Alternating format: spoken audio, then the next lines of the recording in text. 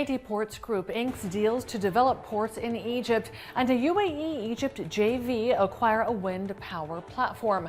You're watching The Daily Brief with Forbes. I'm Ramia Farrage.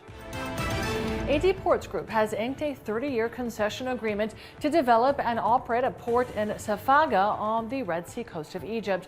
The Safaga port terminal is set to be operational in Q2 2025 at a cost of up to $200 million.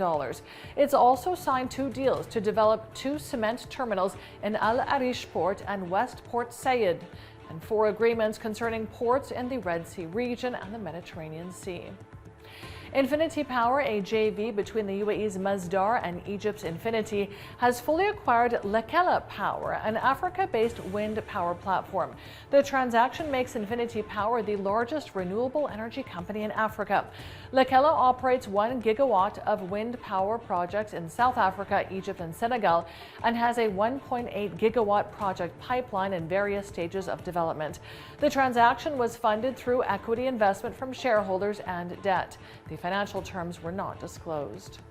U.S. stocks ended higher overnight after a deal to rescue Credit Suisse and central bank efforts to bolster confidence in the financial system relieved investors. They also weighed the likelihood of a pause in Federal Reserve rate hikes at their next meeting this week.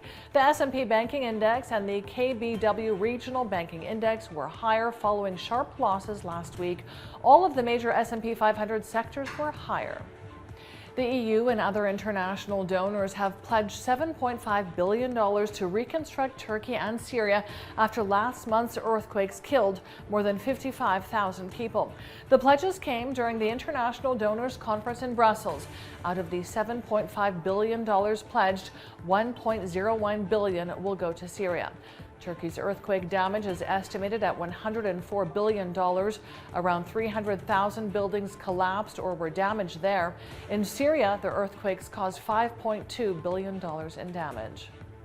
Syria's economy, meanwhile, is expected to contract 2.3% more than it otherwise would have due to the impact of the quakes.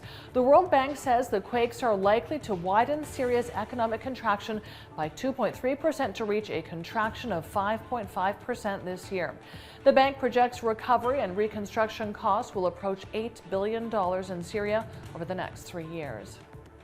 Japan will invest $75 billion across countries in the Indo-Pacific by 2030 through the public and private sectors, an action to counter Chinese influence in the region. During his visit to New Delhi, Prime Minister Fumio Kishida announced the massive pledge involving yen loans, private investment, and aid through grants and government assistance. Kishida said the new plan is based on 4 pillars: maintaining peace, ensuring the safety of open skies and seas, achieving global connectivity, and dealing with new global issues. And British billionaire Jim Ratcliffe says he won't pay a stupid price for Manchester United ahead of tomorrow's deadline for second offers for the Premier League club. Ratcliffe is a lifelong United fan and founder of chemicals producer Ineos. He put in a bid for the club in February. Any sale of United would likely exceed the biggest sports deal so far, the $5.2 billion, which was paid for Chelsea. I'm Ramia Farrage. This is The Daily Brief. Thanks for watching. Bye for now.